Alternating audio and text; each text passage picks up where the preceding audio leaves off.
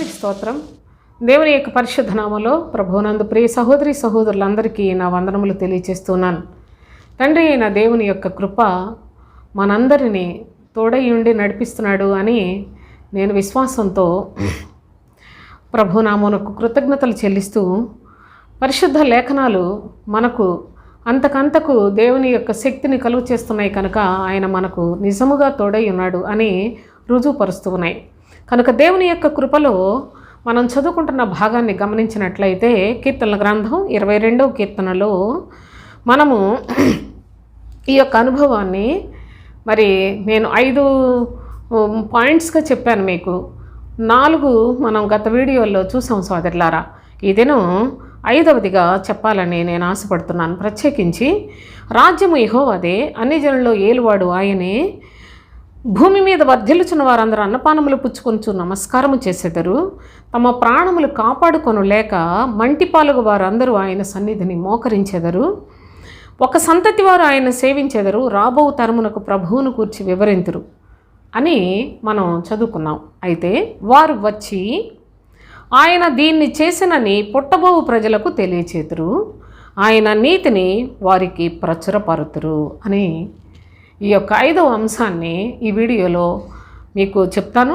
దీంతో మరి ఈ భాగం ముగించేస్తాను సోదరులారా. చూడండి, వారు వచ్చి ఎవరు వీళ్ళు? మనము 4వ భాగంలో చదువుకున్నాం. ఏమని? ఒక సంతతి వారు ఆయన్ని సేవించెదరు, రాబో తరమునకు ప్రభువును గురించి వివరింతురు.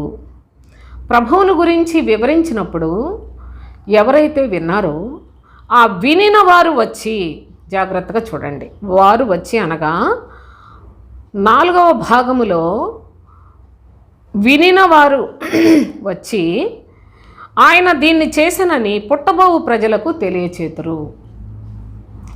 ఒక సంతతి వారు అనగా అబ్రహాము సంతతి వారు ఏ విధముగా ప్రభువును సేవించే విధంగా, తర్వాత ప్రభువును మరి రాబో తరములకు ఎలా వివరిస్తారో మనం గత వీడియోలో చూసాం కదా. వారు వివరించగా వినిన ప్రజలు వచ్చి ఆయన దీన్ని చేసినని పుట్టబోవు ప్రజలకు తెలియచేతురు. దయచేసి ఈ యొక్క లేఖనాల్లో మనం చూసినట్లయితే మరి మొట్టమొదటి నుండి, ఎందుకంటే పూర్వకాలపు గూఢమైన సంగతులను, పూర్వకాలపు గూఢమైన వాక్యములు కూడా మనకు స్పష్టముగా తెలిస్తేనే మన ఆత్మీయ జీవితంలో ఒక స్థిరమైన విశ్వాసాన్ని, ఈ లోకం అంతా తల్లక్రిందులై మనలను మరి గేలి చేసినా, హేళన చేసినా, మోసం చేయాలని ప్రయత్నం చేసినా మనము కదల్చబడని శక్తిని సంపాదించుకోవాలి అంటే మనము ఏ బండ నుండి చెక్కబడ్డామో, ఏ గుంట నుండి త్రవ్వబడ్డామో, అబ్రహాము, మీ తండ్రి అయిన అబ్రహామును గూర్చి ఆలోచించుడి, మీ తల్లి అయిన శారా గూర్చి ఆలోచించుడని ప్రభు మనకు జ్ఞాపకము చేసినట్లు వాటన్నిటినీ మనము స్పష్టముగా తెలుసుకున్నట్లయితేనే మనము అంతం వరకు నమ్మకముగా నిలిచి ఉండడానికి సహాయపడుతుంది. లేకుంటే ఈ లోకములో సాతాను వాడి యొక్క బలము విస్తారముగా మరి రోజు రోజుకి పెంచుకుంటూ ఉంది సోదరులారా. ఎటు చూసినప్పటికీ అసలు కనీసం ఒక కాని మాట ఏది కూడాని మనం మాట్లాడుకోం. కానీ వాళ్ళు ఏవేవో ప్రభువును తిట్టి ఒక్క కామెంట్ పెట్టినా కానీ ఏదో ప్రభువును దూషించినట్లు మాట్లాడుతూ ఉంటే, ఎందుకు ఇలా మాట్లాడతారు? మనం వాళ్ళని ఏం అనలేదు, వారి జోలికి వెళ్ళలేదు, వారి దేవతల గురించి మనం ఏం మాట్లాడలేదు. కానీ వాళ్ళు మన ప్రభువుని దూషించి మాట్లాడటం అనేది ఎందుకు ఇలా జరుగుతుందంటే, చెడుతనము చక్కగా దినదినము విస్తరించిపోతోంది. సాతాను కూడా వాడికి సమయం కొంచెమేనని వాడు విజృంభిస్తున్నాడు సోదరులారా. కాబట్టి ఈ విషయాలు మీరు జాగ్రత్తగా జ్ఞాపకం చేసుకుంటూ మీ క్రైస్తవ జీవితంలో మరి ముఖ్యముగా విశ్వాస యాత్రలో స్థిరమైన మనసు కలిగి, ఎటువంటి పరిస్థితులైనా, ఎలాంటి కష్టములు శ్రమలు ఎదుర్కొన్నప్పటికీ కూడా ప్రభువు కొరకు స్థిరమైన బుద్ధితో కొనసాగించే మరి ఈ క్రైస్తవ జీవితంలో ప్రభు కృపను మనం సంపాదించుకున్నాం. చూడండి, యెహోషువ గ్రంథం 5వ అధ్యాయం 6వ వచనం చూద్దాం. యెహోవా మనకు ఏ దేశమును ఇచ్చేదనని వారి పితరులతో ప్రమాణము చేసెనో పాలు తేనెలు ప్రవహించు ఆ దేశమును తాను వారికి చూపింపనని యెహోవా ప్రమాణము చేసి ఉండెను గనుక ఐగుప్తుల నుండి వచ్చిన ఆ యోధులందరూ యెహోవా మాట వినకపోయినందున వారు నశించు వరకు ఇశ్రాయేలీయులు 40 సంవత్సరములు అరణ్యములో సంచరించుచు వచ్చిరి. చూడండి, మన పితరులకు ప్రభు గొప్ప వాగ్దానములు చేసి ఉన్నాడు. నీ సంతతిని ఆకాశ నక్షత్రముల వలె చేస్తానని చెప్పాడు. ఆ సంతానములో మనము కూడా చేర్చబడిన కృపను పొంది ఉన్నాం. అయితే ఒకనాడు అనగా దేవుడు తన యొక్క ప్రజలను వారికి వాగ్దానములు చేసి వారిని నడిపిస్తూ ఉన్న పరిస్థితుల్లో పాలు తేనెలు ప్రవహించు దేశమైన కానానుని నేను మీకు స్వాస్థ్యంగా ఇస్తానని చెప్తే ప్రజలు ఆ మాటను వినలేదు సోదరులారా. చూడండి జాగ్రత్తగా, ఇక్కడ అదే చెప్తున్నాడు. యెహోవా మనకు ఏ దేశమును ఇచ్చేదనని వారి పితరులతో ప్రమాణము చేశానో అని వారి సంతానం వారు చెప్పుకుంటూ ఉన్నారు. అనగా ఇశ్రాయేలీయులు ప్రయాణము ప్రారంభించినప్పుడు 6 లక్షల యోధులు బయలుదేరారు. వారిలో 6 లక్షలు అటు ఇటు కొంచెం. అయితే వీరందరూ కూడా యోధులు అని వ్రాయబడ్డది. చాలా పౌరుషము కలిగి జీవించవలసిన వారు దేవుని యొక్క ఆజ్ఞలను వినకపోయినందున అసలు 40 సంవత్సరములు వారు అరణ్యములో తిరుగులాడినట్లుగా కూడా వ్రాసిపెట్టాడు. అయితే వారి సంతతి వారు జ్ఞాపకం చేసుకుంటున్నారు, మనకు ఏ దేశమునిచ్చేదనని వారి పితరులతో ప్రమాణము చేశానో పాలు తేనెలు ప్రవహించు ఆ దేశమును తాను వారికి చూపింపనని యెహోవా ప్రమాణము చేసి ఉండెను. నా మాట విశ్వసించిన వాడే పాలు తేనెలు ప్రవహించు దేశంలోనికి వెళతాడు. నా మాట వినని వారు ఒక్కడు కూడా ఆ దేశంలోనికి అడుగు పెట్టరు అని ప్రమాణం చేశాడు ప్రభు. కనుక వారు వినకపోయినందున వారు నశించు వరకు ఇశ్రాయేలీయులు 40 సంవత్సరముల అరణ్యములో సంచరించుచు వచ్చిరి అనే విషయాన్ని కూడా దయచేసి మనము కూడా గుర్తుపెట్టుకోవాలి. ఎందుకంటే దేవాతి దేవుడు ఆయన ప్రేమ చేత ఓర్పుతోటి దీర్ఘశాంతముతో తన ప్రజల ఎడల కృప చూపించి ఆయన వారందరి ఎడల తన కరుణను చూపించి వారిని నడిపిస్తూ ఉంటే వారు కృతజ్ఞత లేని వారిగా ఉన్నారు. ఆయనను అరణ్యములో ఎన్నో మార్లు శోధించారు, ఎన్నో మార్లు ఆయన మీద తిరుగుబాటు చేసి ఆయన పరిశుద్ధాత్మను దుఃఖపెట్టారు సోదరులారా. కనుకనే ప్రభువు చెప్పాడు, మీరు ఎవ్వరూ కూడా పాలు తేనెలు ప్రవహించు దేశంలోనికి వెళ్ళరు అని ప్రమాణం చేశాడట. ఎవరి గురించి ప్రమాణం చేశాడు? అవిధేయులను గురించి మాత్రమే అంటాడు. ఆ మాట ఒకటి చదువుకొని ముందుకెళదాం. చూడండి, హెబ్రీయులకు రాసిన పత్రిక 3వ అధ్యాయం 17వ వచనం చూడండి. ఎవరి మీద 40 ఏండ్లు ఆయన కోపగించెను? పాపము చేసిన వారి మీదనే కదా. వారి శవములు అరణ్యములో రాలిపోయెను. తన విశ్రాంతిలో ప్రవేశింపరని ఎవరిని గూర్చి ప్రమాణము చేశాను? అవిధేయులైన వారిని గూర్చియే కదా. కాగా అవిశ్వాసము చేతనే వారు ప్రవేశింపలేకపోయారని గ్రహించుచున్నాము. ఆనాడు దేవుని ప్రజలైన ఇశ్రాయేలీయులు ప్రభు యొక్క మాట వినకపోవుట చేత 40 సంవత్సరములు వారు అరణ్యములోనే తిరుగులాడినట్లుగా చూస్తున్నాం. ఎందుకంటే ప్రభువు ఈ అవిధేయులు ఒక్కడు కూడా పాలు తేనెలు ప్రవహించే దేశంలోనికి వెళ్ళరు అని ప్రమాణం చేశాడు. దానికి అపోస్తులైన పౌలు అంటున్నారు, ఎవరి గురించి ప్రమాణం చేశాడు? అవిధేయులైన వారి మీదనే కదా, వారి గురించే కదా.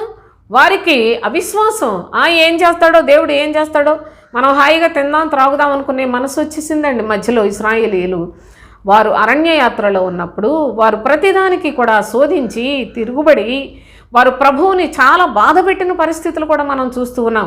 కనుకనే వీళ్ళందరినీ అవిశ్వాసులు అన్నాడు, అవిధేయులు అన్నాడు. అవిశ్వాసులు అవిధేయులు అంటే వీళ్ళ అన్ని జనుల గురించి కాదు, కేవలము దేవుని యొక్క నామములోనే దేవుని ప్రజలు అనిపించుకుంటూనే ఆయన చెప్పినట్లు నమ్మని వారందరూ అవిధేయులే, అవిశ్వాసులే సోదరులారా. కనుక దేవుని యొక్క లేఖనాలు చాలా జాగ్రత్త, ప్రతి మాటకు చాలా చక్కని అర్థాలతో కూడి ప్రభువు చాలా చక్కగా మనకు తెలియచేస్తూ ఉన్నాడు కనుక గమనించాలి. కనుక చూడండి, న్యాయాధిపతుల గ్రంథం, న్యాయాధిపతుల్లో 3వ అధ్యాయం మొదటి 4 వచనాలు చదువుకుందాం. ఇశ్రాయేలీయులకును కనానీయులకును జరిగిన యుద్ధములన్నిటినీ చూడని వారందరినీ శోధించి ఇశ్రాయేలీల తరతరముల వారికి అనగా పూర్వము ఆ యుద్ధములను ఏమాత్రమును చూడని వారికి యుద్ధము చేయ నేర్పునట్లు యెహోవా వండనిచ్చిన జనములు ఇవి.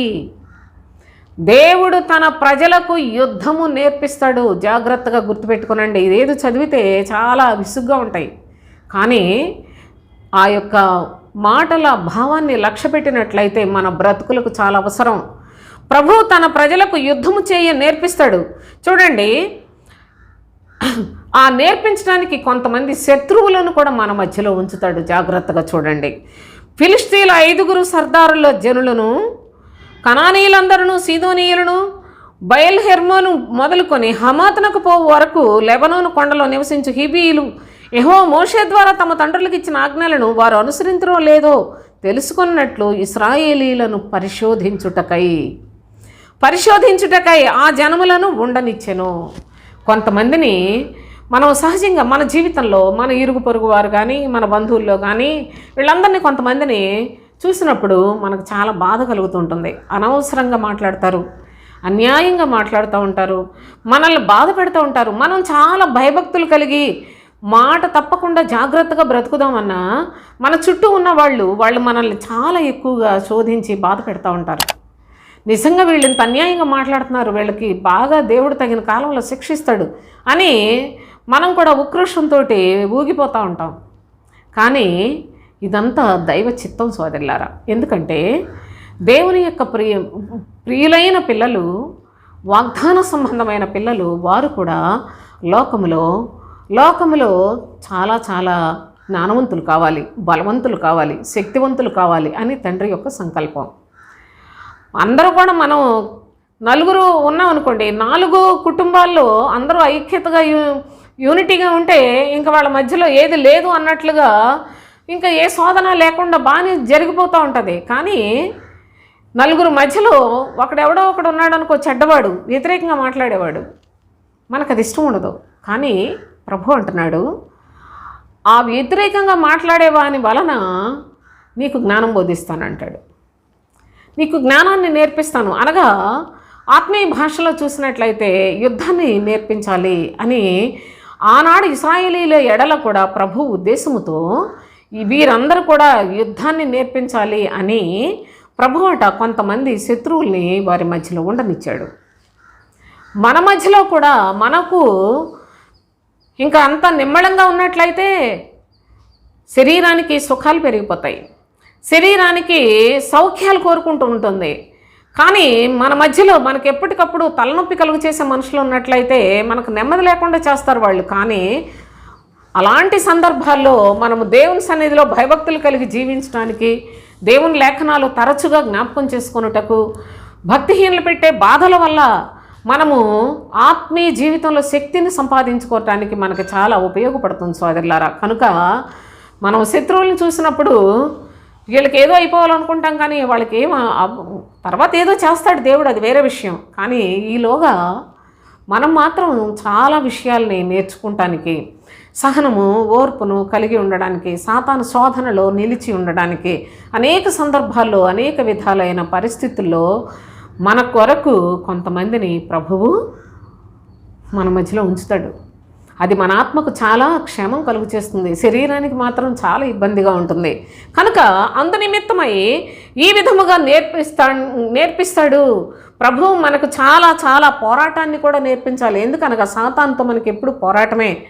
ఆ పోరాటంలో మనం ఓడిపోకుండా ఉండాలంటే అంచెలంచెలుగా మనము మరి స్థిరత్వాన్ని, జ్ఞానాన్ని, బలాన్ని, ఓర్చుకునే విధానాన్ని, సమస్తమైన విషయాలలో అనుభవ జ్ఞానాన్ని సంపాదించుకోవటానికి మన చుట్టూ కొన్ని మనకు వ్యతిరేకమైన పరిస్థితులు ఉంటూ ఉంటాయి.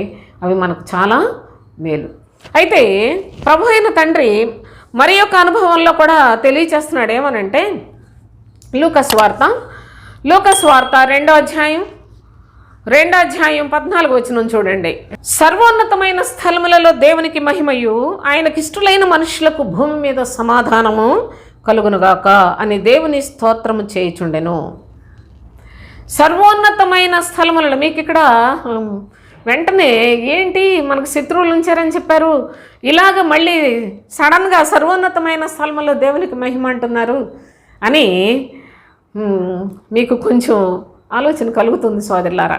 ఇది ఒక ప్రత్యేకమైన అంశాన్ని మనం ఇక్కడ నేర్చుకుంటున్నాం. గమనించండి. వారు వచ్చి ఆయన దీన్ని చేసనని పుట్టబోవు ప్రజలకు తెలియచేతురు.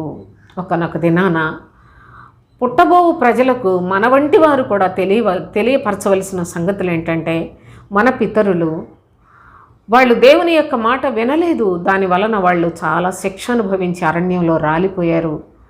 వాళ్ళని ఒక్కళ్ళను కూడాను పాలుతేనలు ప్రవహించు దేశంలోనికి దేవుడు వెళ్ళనివ్వలేదు అని చెప్పి నేర్పించవలసిన కనుక మనము దేవుని మాట ప్రకారంగా వినాలి అని మన బిడ్డలకు నేర్పించుకొనవలసిన, మన తరువాత జనములకు నేర్పించవలసిన అనుభవాన్ని ప్రభువు జ్ఞాపకం చేస్తూ ఉన్నాడు. అంతేకాదు ఆయన మనకు కూడా పోరాటాన్ని నేర్పిస్తాడు, యుద్ధాన్ని నేర్పిస్తాడు. ఎందుకనగా నేర్పించాలి అంటే సమాధానంగా ఉన్న వాళ్ళతోటి యుద్ధం చేయలేం కదా. అందుకని శత్రువులు కూడా కొంతమంది మన మధ్యలో ఉంటారు.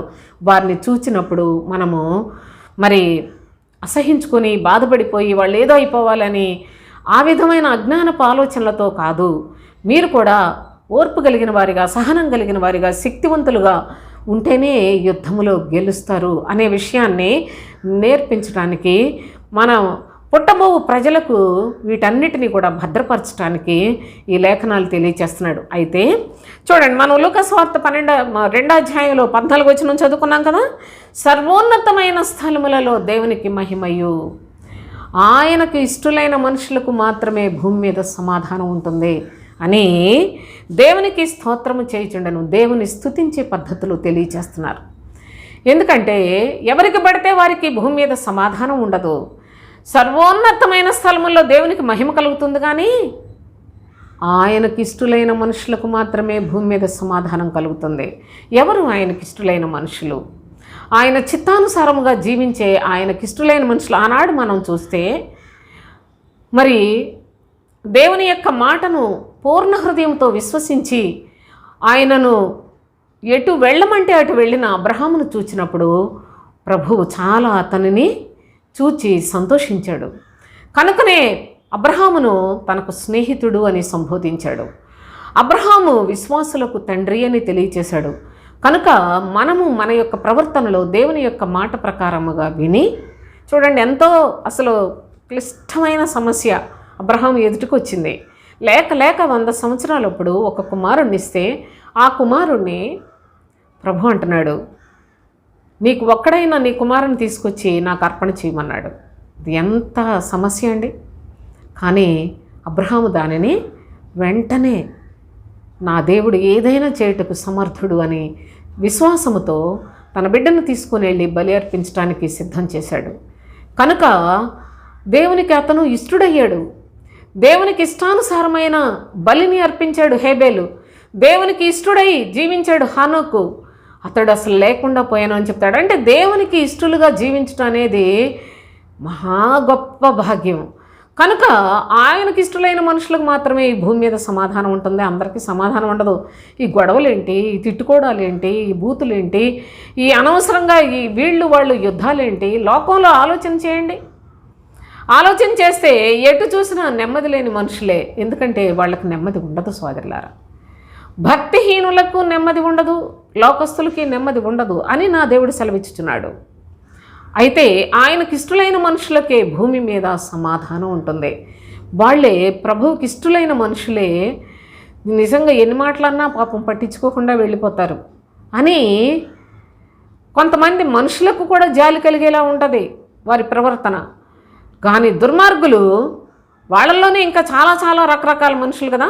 వాళ్ళు ఏమనుకుంటారంటే తిట్టినా సిగ్గులేదు వీళ్ళకి, ఎన్ని మాటలన్నా తూ అని ఊసినా ఉమ్మేసినా కూడా సిగ్గులేదు అని మాట్లాడుకునే ప్రజలు కూడా ఉన్నారు.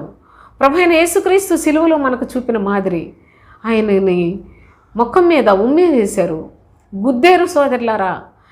ఆయనను చేదు చిరకనిచ్చి అపహాస్యం చేశారు, చాలా హేళన చేశారు. కానీ మన ప్రభువు మౌనంగానే ఉన్నాడు. ఆయన చివరి దినం సిలువలో ఎంతో మౌనం వహించి ఆయన మనందరి పాప శిక్షను భరించాడు. కానీ ప్రభు అయిన యేసుక్రీస్తు ఆయన జీవించిన కాలంలో శాస్త్రులు పరిసయ్యులు వాళ్ళు ఏది మాట్లాడినా వాళ్ళందరినీ చాలా ఖండించి మాట్లాడేవాడు.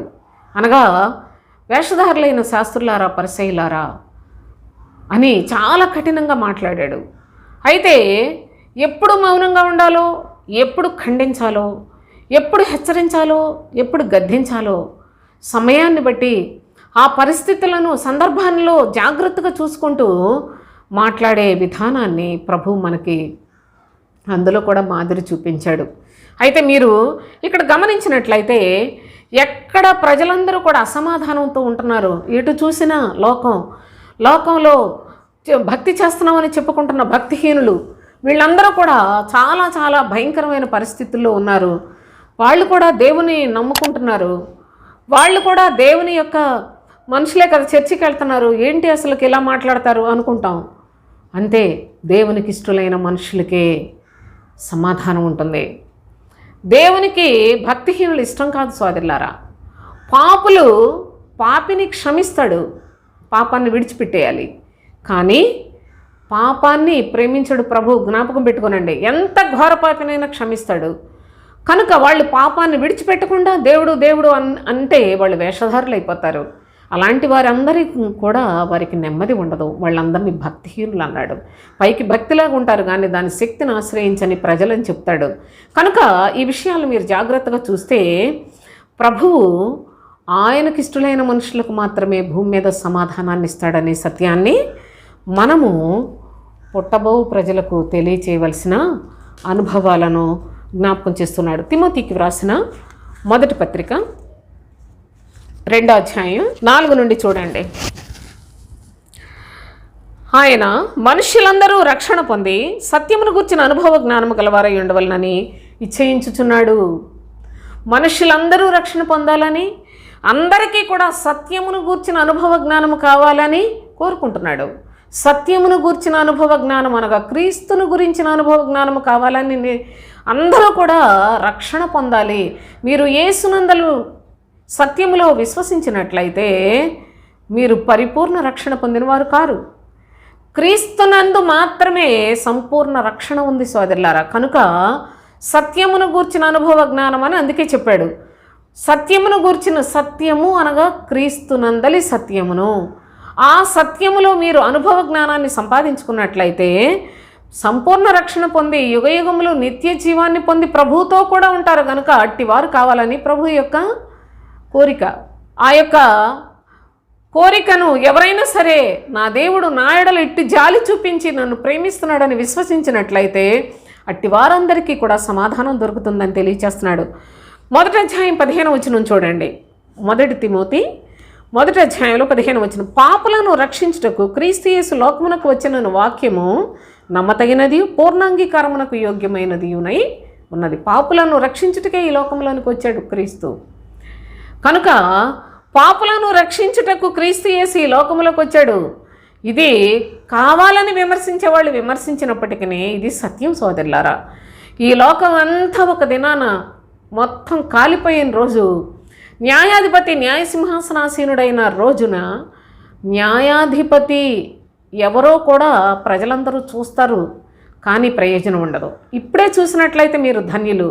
ఆ న్యాయాధిపతి ప్రభు అయిన క్రీస్తు అనే సత్యాన్ని మీరు గమనించండి. ఇక్కడ చాలా తేటగా ఈ సంగతిని కూడా తెలియచేస్తాడు. 1 తిమోతి పత్రిక 6వ అధ్యాయం 15వ వచనం చూడండి. శ్రీమంతుడును అద్వితీయుడును అగు సర్వాధిపతి యుక్త కాలముల యందు ఆ ప్రత్యక్షతను కనుపరచును. ఆ సర్వాధిపతి రాజులకు రాజును ప్రభువులకు ప్రభువునై ఉన్నాడు. ఆయనే న్యాయ సింహాసనాసీనుడైన రాజు అనే సంగతిని కూడా లేఖనాల్లో మనం తేటగా చూడగలం. అయితే అపోస్తుల కార్యములు 10వ అధ్యాయం 34 నుండి చూద్దాం. దేవుడు పక్షపాతి కాడని నిజముగా గ్రహించి ఉన్నాను. ప్రతి జనములోనూ ఆయనకు భయపడి నీతిగా నడుచుకుని వారిని ఆయన అంగీకరించును. యేసుక్రీస్తు అందరికీ ప్రభువు. ఆయన ద్వారా దేవుడు సమాధానకరమైన సువార్తను ప్రకటించి ఇశ్రాయేలీయులకు పంపిన వర్తమానము మీరు ఎరుగుదురు. చూడండి, దేవుడు పక్షపాతి కాడు. ఇక్కడ పేతురు కొర్నేలి ఇంటిలో ఉండి, కొర్నేలి అన్యుడిగా ఉన్నాడు, శతాధిపతిగా ఉన్నాడు, చాలా ఒక స్థాయిలో ఒక ఘనత కలిగిన వాడిగా భక్తిపరుడుగా ఉన్నాడు. అలాంటి వ్యక్తి తన ఇంటిలో అనేకులను సమకూర్చి పేతురు చెప్పిన సువార్త విని మారు మనసు పొందినప్పుడు వాళ్ళందరి మీదకి పరిశుద్ధాత్ముడు దిగినప్పుడు అక్కడ చెప్తున్నాడు, దేవుడు పక్షపాతి కాడు అని నేను కాడని నిజముగా గ్రహించి ఉన్నాను. ప్రతి జనములోనూ ఆయనకు భయపడి నీతిగా నడుచుకుని వారిని ఆయన అంగీకరించును. రాను రాను సృష్టి ప్రారంభము నుండి కూడా కృప విస్తరింప చేస్తూ వచ్చాడు. ప్రతి జనములోనూ ఎవరైనప్పటికీ, ఒకప్పుడు అబ్రహాము సంతానానికి దేవుడుగా ఉన్నాడు, కానీ ఎవరైనా ప్రతి సంతతిలోనూ నీతిని న్యాయమును అనుసరించి జీవించి దేవునికి భయపడే మనసు ఎవరికైనా ఉన్నట్లయితే అట్టి వారందరినీ కూడా ప్రభు అంగీకరిస్తాడు. యేసుక్రీస్తు అందరికీ ప్రభువు అనే సత్యమును సర్వలోకములోనూ తెలియచేయవలసిన ఆవశ్యకతను ప్రభు మనకిక్కడ హెచ్చరిక చేస్తూ ఉన్నాడు సోదరులారా. కనుక ఆయనకు భయపడి నీతిగా నడుచుకుని వారిని ఆయన అంగీకరించి వారిని కూడా క్రీస్తు ద్వారా అబ్రహాము యొక్క సంతానంలో చేర్చి వాగ్దానాలకు వారసులుగా చేస్తాడనే సత్యాన్ని మాత్రం మర్చిపోకండి. ఆ తర్వాత అపోస్తల కార్యములు 10:42, ఇదియు కాక దేవుడు సజీవులకును మృతులకును న్యాయాధిపతినిగా నియమించిన వాడు ఈయనే. న్యాయాధిపతి కూడా ప్రభు అయిన క్రీస్తే. కనుక న్యాయాధిపతి ఆయనను అంగీకరించకుండా, ఆయన మాట వినకుండా, ఆయన యందు నమ్మిక ఉంచకుండా సర్వలోకము సాతాను చేత మోసగించబడుతోంది. అయితే విశ్వసించిన మన యొక్క జీవితాల్లో సోదరులారా, మన న్యాయాధిపతికి అనుక్షణము భయపడి ప్రతి విషయంలోనూ న్యాయమును అనుసరించి నీతిగా ప్రవర్తించుట అనేది ప్రభువుకి ఇష్టం. కనుక ఆయన అందరూ కూడా రక్షణ పొందాలని కోరికతో ఉన్నాడు. కనుక ఆ యొక్క తండ్రి చిత్తంను నెరవేర్చు ప్రజలుగా జీవించవలసిన ఆవశ్యకతను మనకిక్కడ జ్ఞాపకం చేస్తూ ఉన్నాడు. రోమీలకు రాసిన పత్రిక 3వ అధ్యాయంలో 23వ వచనం చూడండి. ఏ భేదమును లేదు, అందరూ పాపం చేసి దేవుడు అనుగ్రహించు మహిమను పొందలేకపోతూ ఉన్నారు. ఏ భేదము కూడా లేదు. ఈ సృష్టిలో ఏ ఒక్కళ్ళు కూడా సోదరులారా పరిశుద్ధుడు లేరు. పరలోకములో నుండి దిగి వచ్చిన ప్రభు అయిన క్రీస్తు మాత్రమే పరిశుద్ధుడు. ఆయన యందు విశ్వాసం ఉంచిన వారు పరిశుద్ధులు కావాలని చెప్తున్నాడు. ఏ భేదమును లేదు, అందరూ పాపము చేసి దేవుడు అనుగ్రహించు మహిమను పొందలేకపోవచ్చు ఉన్నారనే సత్యాన్ని ఇక్కడ భక్తుడైన పౌలు స్పష్టముగా మనకు తెలియచేస్తున్నాడు. ఏ భేదము కూడా లేదు. ఎంత గొప్పవాడైనా, ధనవంతుడైనా, బలవంతుడైనా, పేదవాడైనా, దరిద్రుడైనా, స్త్రీ అయినా, పురుషుడైనా, యవనస్తుడు, ప్రతి వాళ్ళు తల్లి గర్భంలో నుండి పుట్టిన ప్రతి వ్యక్తి కూడా అందరూ కూడా పాపం చేసిన వారే. దేవుడు అనుగ్రహించు మహిమను పొందలేకపోతూ ఉన్నారు. కనుక అందరి రక్షణార్థమై దేవాతి దేవుడే తన ప్రియ కుమారుడైన యేసుక్రీస్తును ఆ ఘోర శిలువలో చూచి ఆనందిస్తూ ఉన్నాడు. నా కుమారుడు ఆయన పొందిన శ్రమల ద్వారా అనేక మంది బిడ్డలను రక్షిస్తాడు. నా కుమారుని చూచిన వారు అనేకులు రక్షణ పొంది నా రాజ్యానికి వస్తారని తండ్రి సంతోషం సోదరులారా. కుమారుని సిలువలో చూచి ఎంతో సంతోషిస్తూ ఉన్నాడు తండ్రి. కనుక ఈ యొక్క అనుభవాలను కూడా మీరు జాగ్రత్తగా గమనించాలి. హెబ్రీయులకు రాసిన పత్రిక 1వ అధ్యాయం 1 నుంచి చూడండి. పూర్వకాలమందు నానా సమయముల్లోనూ నానా విధములుగాను ప్రవక్తల ద్వారా మన పితరులతో మాట్లాడిన దేవుడు ఈ దినముల అంతమందు కుమారుని ద్వారా మనతో మాట్లాడెను. ఆ కుమారుడే క్రీస్తు, ఆ సంతానమే క్రీస్తు. ఆ కుమారుడి ద్వారా మనతో మాట్లాడెను. ఆయన ఆ కుమారుని సమస్తమునకు వారసునిగా నియమించెను. ఆయన ద్వారా ప్రపంచములను నిర్మించెను. ఆయన దేవుని మహిమ యొక్క తేజస్సును, ఆయన తత్వము యొక్క మూర్తిమంతమునయ్యుండి తన మహత్తుగల మాట చేత సమస్తమును నిర్వహించుచు పాపముల విషయములో శుద్ధీకరణము తానే చేసి దేవదూతల కంటే ఎంత శ్రేష్టమైన నామం పొందెనో వారికంటే అంత శ్రేష్ఠుడై ఉన్నత లోకమందు మహామహుని అయిన దేవుని కుడిపార్శ్వమున కూర్చుండెను. ఎంత గొప్ప క్రీస్తునా! పాడు ప్రజలు దూషణలు చేయడం, చెడిపోయిన ప్రజలు దూషించటం, ఆయన పేరే లేకుండా చేయాలనుకోవడం, ఇంత గొప్ప దేవుని జోలికి వచ్చి ఆయన మాటను లేకుండా చేయాలంటే ఆ మాట అసలు మల్టిప్లై అయిపోయినట్టు విస్తరించిపోతుంది సోదరులారా. కానీ విస్తరించినందుకు ప్రభు సంతోషించడు. పరలోకానికి చేరుకునే వారిని బట్టి ఆయన సంతోషిస్తాడు. అందుకనే చెప్తున్నాడు, పూర్వకాలంలో నానా సమయంలో నానా విధములుగా మాట్లాడిన దేవుడు ప్రస్తుత కాలం తన కుమారుని ద్వారా మనతో మాట్లాడుతూ ఉన్నాడు. ఆయనను వారసునిగా నియమించాడు. ఆయనే సమస్తమునకు ఆధారభూతుడై ఉన్నాడు, ఆది సంభూతుడై ఉన్నాడు, ఆయనే విమోచకుడై ఉన్నాడు, ఆయనే సర్వలోకమును పాపము నుండి పరిహారము చేయుటకు పరిశుద్ధ రక్తమును చిందించినవాడు. ఆ కుమారుని సమస్తమునకు వారసునిగా నియమించి ఆయన ద్వారానే ప్రపంచములను నిర్మించెను. ఆయన దేవుని మహిమ యొక్క మూర్తిమంతమునయ్యుండి, అనగా తేజస్సును ఆయన తత్వము యొక్క మూర్తిమంతమునయ్యుండి తన మహత్తుగల మాట చేత సమస్తమును నిర్వహించుచూ ఉన్నాడు. ఆయన లోకములో, ఆయన రాజ్యములో, ఆయన సృష్టిలో ఆయనకు వ్యతిరేకముగా మాట్లాడుట క్షేమమా? ఆయనను దూషించి మనగాళ్ళు అయిపోతారా? ఆయనను దూషించే దుర్మార్గులంతా మారు మనసు పొందాలని ప్రేయర్ చేయండి. మన పని అదే. ఆయనను దూషించి, నిందించి, అవమానపరిచి, అపహసించి ఆనాడు సిలువలో చేయటం కాదు, ఈనాటికి కూడా ఇంత భయంకరంగా దూషిస్తున్నారే. నా ప్రియ సహోదరి సహోదరులారా, ఆలోచించేయండి. మనుషులలో ఎంత చీకటి ఉన్నదో, అజ్ఞానం ఉన్నదో, అజ్ఞానమే చీకటి, ఎంత భయంకరమైన దుష్టత్వం ఉన్నదో ఆలోచించేయండి.